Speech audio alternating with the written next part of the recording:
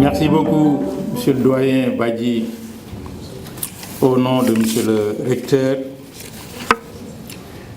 Merci de relever 2 ou 3 questions essentielles dans cette adresse à notre récipiendaire, parmi lesquelles je retiendrai que WESCAL constitue dans notre université un pôle d'excellence à vocation régionale. En cela, cette institution est fidèle aux origines de notre université qui, comme vous le rappelez, a été créée comme 18e université française, mais pour l'ensemble des colonies d'Afrique francophone en 1957. Cette vocation a continué jusqu'à aujourd'hui et fait de l'université Cheikh Anta Diop de Dakar l'une des universités africaines qui compte le plus de nationalités. Les statistiques de la direction de l'information attestent de la présence cette année de 60 nationalités dans notre environnement, y compris d'ailleurs dans nos structures d'enseignement et de recherche. Mais WESCAL est surtout une réponse adaptée à des questions de portée existentielle pour notre pays, pour notre région, pour l'Afrique et le monde. Je parlais des questions d'environnement et des questions de développement durable. Et le fait d'apporter un soutien à la fois institutionnel et matériel efficace nous oblige à vous honorer. Mais nous ne saurions terminer sans remercier l'institution facultaire qui a accueilli WESCAL, la faculté des sciences économiques et de gestion de notre université, mais surtout celui qui lui a donné une âme, une existence et une force qui la positionne progressivement comme pôle d'excellence. Je vous nomme le professeur Ali Mbaye. Cela dit, nous allons donner la parole maintenant au professeur Bouna, le doyen de la faculté des sciences économiques et de gestion, pour faire l'éloge de M. Wilfried Krauss. Professeur Maïcham. Excellence, Monsieur l'ambassadeur de la République fédérale d'Allemagne. Excellences, Mesdames, Messieurs les ambassadeurs et membres du corps diplomatique. Monsieur le représentant du recteur, président du conseil d'administration de l'Université Cheikh Anta Diop. Monsieur le président du conseil d'administration de WESCAL. Monsieur le directeur exécutif de WESCAL, Monsieur le directeur des programmes de formation WESCAL, Monsieur le doyen de la faculté des sciences juridiques et politiques de l'UCAD, Messieurs les doyens et chefs d'établissement, Monsieur le directeur du programme doctoral en économie du changement climatique de l'UCAD, Mesdames, Messieurs les membres du personnel administratif, technique et de service, chers étudiants, chers invités, Mesdames et Messieurs. Je voudrais, à mon nom propre, à celui de Monsieur le doyen de la faculté des sciences juridiques et politiques de l'UCAD, vous dire tout le plaisir que nous avons à décerner aujourd'hui le diplôme de docteur honoris causa à Monsieur Wilfried Krauss, chef adjoint du département en charge du développement durable, du climat et de l'énergie au ministère fédéral allemand de l'éducation et de la recherche. Nos délibérations ont fait suite à un rapport circonstancié sur l'engagement de M. Krauss et de son institution, le BMBF, par le professeur Amadou Ali Mbaye. Il s'agit du rapport circonstancié qui a été établi par donc, le professeur Amadou Ali Mbaye, notre collègue, et qui dirige le programme doctoral WASCAL sur l'économie des changements climatiques.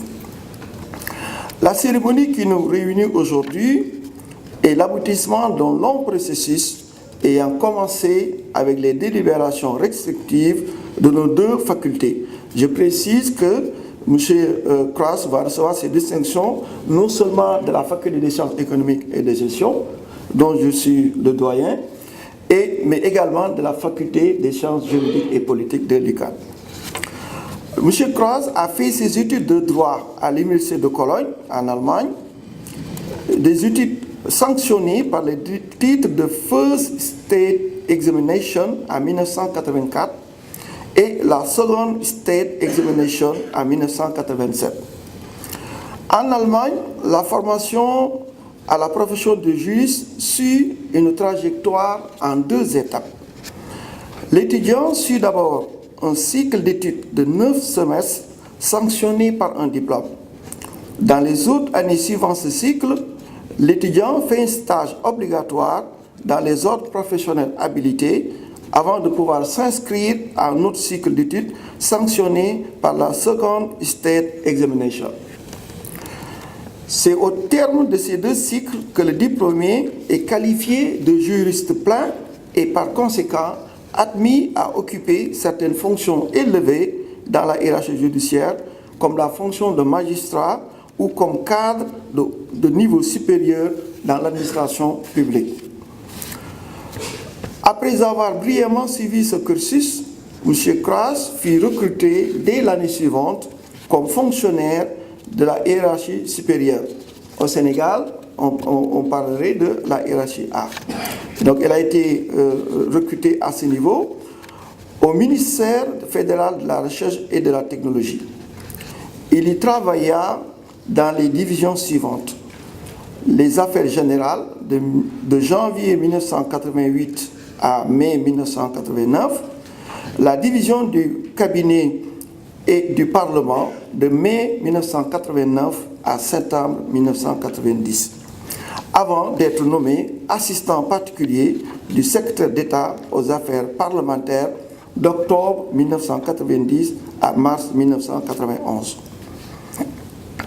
En 1991, il fut affecté auprès du groupe parlementaire CDU-CSU comme responsable auprès du comité parlementaire de la Bundestag, donc le chargé de la recherche et de la technologie.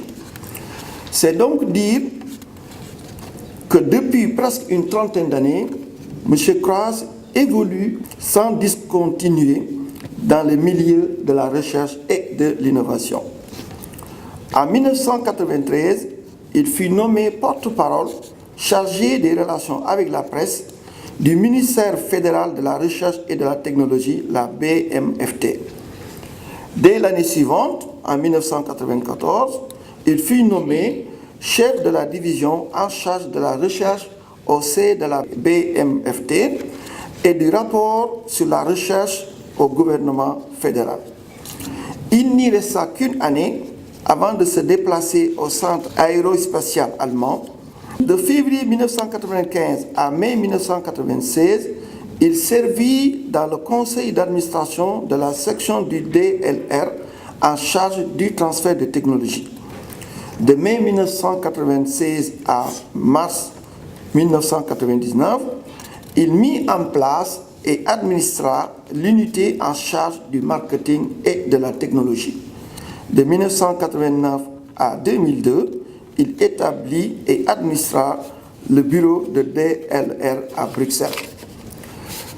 Depuis 2005, M. Kras est chef de division au sein du BMBF, c'est-à-dire en fait le ministère fédéral de l'éducation et de la recherche. De 2005 à 2006, il dirigea la division 513 du BMF qui s'occupe des technologies optiques et puis la division 521 en charge de la stratégie pour les technologies de pointe. En novembre 2006, il occupa les fonctions de la division de la recherche et de l'éducation à la représentation permanente de l'Allemagne à la Commission de l'Union européenne. Et depuis décembre 2009, il est à la tête de la direction 72 en charge de la soutenabilité, du climat et de l'énergie au BMBF. Le BMBF est une organisation qui a connu un dynamisme certain ces dernières années.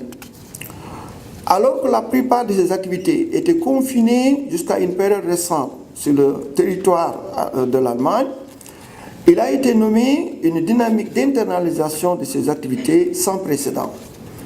Cette volonté d'internalisation trouve sa rationalité dans le diagnostic que Mme Johanna Wanke, ministre fédérale en charge du BMBF, fait de la recherche et de l'innovation internationale. Je la cite, « Les secteurs de la science, de l'industrie et de la société changent de manière constante. De nouvelles concurrences se font observer sur les marchés et de nouveaux partenaires potentiels émergent. Ce qui fait que la frontière entre compétition et coopération n'est guère bien délimitée. Pour faire face aux défis tels que la propagation des technologies numériques dans notre vie quotidienne, les tendances démographiques ou le déficit de main-d'œuvre qualifiée, nous devons penser et agir global. » Fin de citation. Donnant corps à cette philosophie, le BMBF pousse toujours plus loin les limites géographiques de ses interventions qui touchent désormais tous les continents.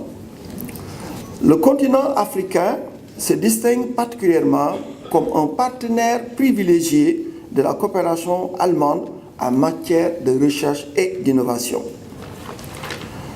L'Afrique est un continent avec beaucoup de potentialités. L'éducation, la science et la recherche sont nécessaires pour tirer profit de ce potentiel car elles stimulent le développement des sociétés, dit encore Madame la ministre Wanka, avant d'ajouter le BMBF avec les partenaires africains a développé un plan stratégique Africa Stratégie sur la période 2014-2018 pour atteindre cet objectif. Notre collaboration en matière de recherche avec l'Afrique bénéficie aux deux côtés. Elle s'intéresse aux défis mondiaux et régionaux qui peuvent être pris en charge par une action conjointe. Ces défis incluent le changement climatique, la santé, la nutrition et l'urbanisation. Fin de citation. M. Kras a incontestablement fait sienne cette vision et cette stratégie du BMBF et dès lors qu'il a pris en charge la direction numéro 72 qui a pour titre Soutenabilité, climat, énergie dans le BMF, c'est-à-dire le ministre des Affaires étrangères, en 2009, M. Kras s'est attelé à concevoir, à mettre en œuvre les programmes WASCAL, West African Science Service Center for Climate Change and Adapt Land Use. Le WASCAL qui couvre donc l'Afrique de l'Ouest et SASCAL, c'est-à-dire Southern African Science Service Center for Climate Change and Adapted Land Use en Afrique australe. WASCAL et SASCAL sont ainsi deux sœurs jumelles mettant en route parallèlement en Afrique de l'Ouest et en Afrique australe, visant les mêmes ambitions, c'est-à-dire comprendre les déterminants et effets du changement climatique sur les différentes facettes des sociétés africaines, développer, évaluer et imaginer des financements adéquats pour des scénarios réalistes et efficaces d'adaptation et d'atténuation en Afrique. Le concept de WASCAL-SASCAL met en évidence les qualités de visionnaire humaniste et stratège de M. Kras. En cela, plusieurs choses le montrent. D'abord, ces programmes tirent profit des expériences d'intégration régionale existantes en Afrique. C'est ainsi qu'en Afrique de l'Ouest, des points de convergence avec la CEDEAO sont recherchés et exploités. De ce fait, la coopération allemande vient se greffer sur des outils d'intégration existants et développe des synergies avec les organisations d'intégration régionale au lieu de les dupliquer ou de les concurrencer. C'est pourquoi Wascal est à la fois un instrument de coopération germano-africain et un outil de renforcement de l'expérience d'intégration régionale en Afrique de l'Ouest. Ensuite, Wascal, c'est aussi un outil de coopération universitaire interafricaine. Un réseau d'une dizaine d'universités offre des programmes de doctorat dans différentes disciplines liées au changement climatique. Alors que Dakar abrite le programme doctoral sur l'économie du changement climatique, d'autres pays de la sous-région gagnaient à travers le même processus compétitif d'autres programmes couvrant d'autres aspects du changement climatique. C'est ainsi que la Federal University of Technology de Akure au Nigeria abrite depuis lors le programme sur les systèmes climatiques ouest-africains.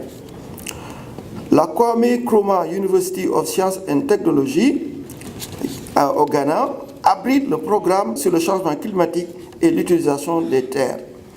L'Université Abomey Calavi au Bénin abrite le programme sur le changement climatique et la gestion des ressources hydriques.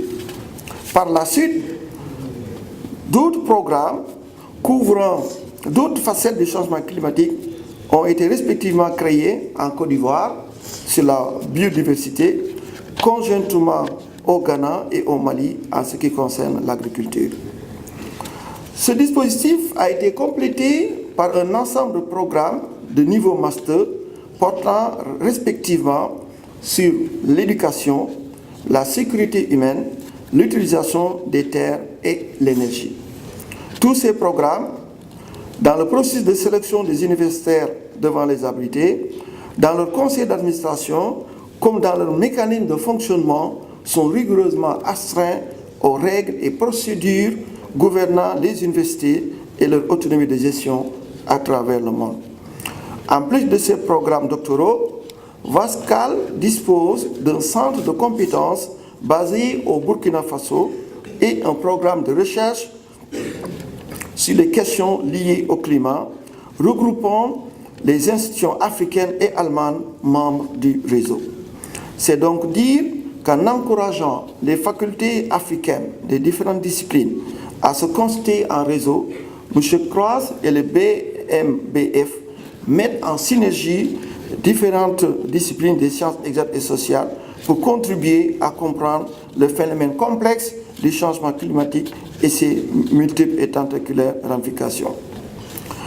Le réseau s'élargit également aux universités allemandes qui travaillent étroitement avec les universités africaines dans la mise en œuvre de ces programmes.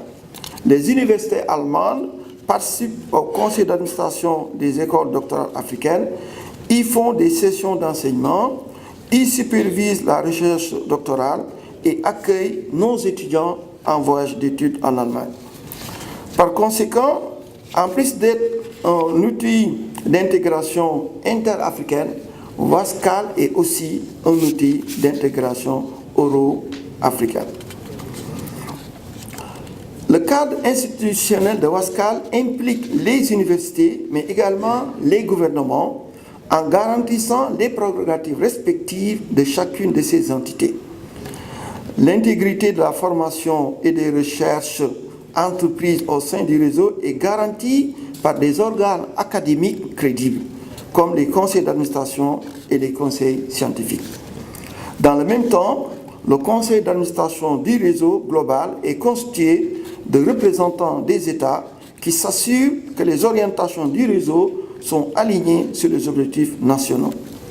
Mieux, les textes constitutifs que sont la charte et l'accord de coopération intergouvernementale ont été adoptés en février 2012 à Lomé, au Togo, par le Conseil des ministres regroupant les ministres en charge de l'enseignement supérieur dans les pays membres du réseau. Par la suite, ils ont été adoptés par les assemblées nationales des pays membres et promulgués par les chefs d'État. Au Sénégal, depuis le mois de mai de l'année 2014, la loi 2014-05 sur l'accord de coopération portant création de Wascal a été promulguée par le président de la République du Sénégal, son Excellence M. Macky Sall. Le réseau Vascal inclut d'autres acteurs, par-delà les universités et les représentants des États qui siègent dans ces organes délibératifs. Il inclut les organisations nationales de la météorologie, les ONG, les administrations en charge du développement durable, les comités nationaux de négociation climatique et j'en passe. Mesdames et messieurs, vous vous en conviendrez avec moi, mettre en place un réseau aussi ambitieux de coopération interuniversitaire et internationale demande une vision, une stratégie minutieusement pensée et une mise en œuvre étudiée avec une extrême attention. M. Klaas a fait preuve de toutes ses qualités en contribuant à enfanter au sein de son ministère un tel réseau. Et on est d'autant plus impressionné par ce brillant accomplissement que, selon certaines indiscrétions, il a fallu uniquement 6 mois pour concevoir et jeter les bases des réseaux Vascal et Sascal.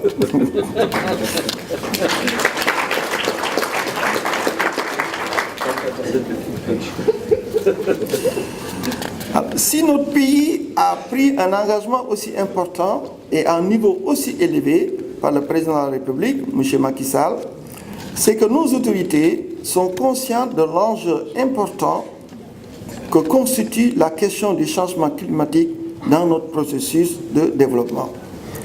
Le président de la République est même allé plus loin en exprimant clairement sa volonté de présider au moins une fois par an un événement de portée nationale portant sur la question du changement climatique. Les importantes variations climatiques que notre planète connaît depuis un certain nombre d'années résultent à la fois de l'évolution naturelle de certains facteurs physiques tout autant que de l'action humaine. Les importantes émissions de gaz à effet de serre résultant d'une industrialisation non maîtrisée tout autant que de modèles de consommation inappropriés utilisant intensivement les énergies d'origine fossile, de même que la déforestation, ont contribué à augmenter les températures à des niveaux jamais connus auparavant. Je pense que le représentant du recteur, dans son allocution tout à l'heure, a effectivement fait allusion à cela. Alors, il est par conséquent devenu urgent que nos décideurs, appuyés par nos chercheurs, identifient des scénarios d'adaptation appropriés, quantifient les investissements qu'ils impliquent et trouvent les mécanismes de financement adéquats. De la même manière, il est impératif que les représentants africains dans les négociations climatiques multilatérales adoptent des éléments scientifiques nécessaires pour convenablement défendre les intérêts de l'Afrique à l'échelle internationale. C'est pour toutes ces raisons que notre université fait sienne les préoccupations de l'État du Sénégal et de tous les membres du réseau Vascal pour accompagner nos États à définir les politiques appropriées dans le domaine du climat. Par ma voix, l'Université Cheikh Anta Diop de Dakar réitère tout son engagement à défendre les idéaux et les principes fondateurs du réseau. C'est ici le lieu de remercier les autorités sénégalaises, en particulier le ministre de l'Environnement et du Développement durable, le ministre de l'Enseignement supérieur et de la Recherche, le Premier ministre et le Président de la République pour le soutien constant qu'ils apportent à l'UCAD et en particulier au programme Vascal de l'UCAD. Nous ne saurions terminer sans remercier le gouvernement allemand, les autorités et collègues de l'Université de Bonn pour le soutien financier et technique qu'ils apportent au programme. Je vous remercie de votre aimable attention.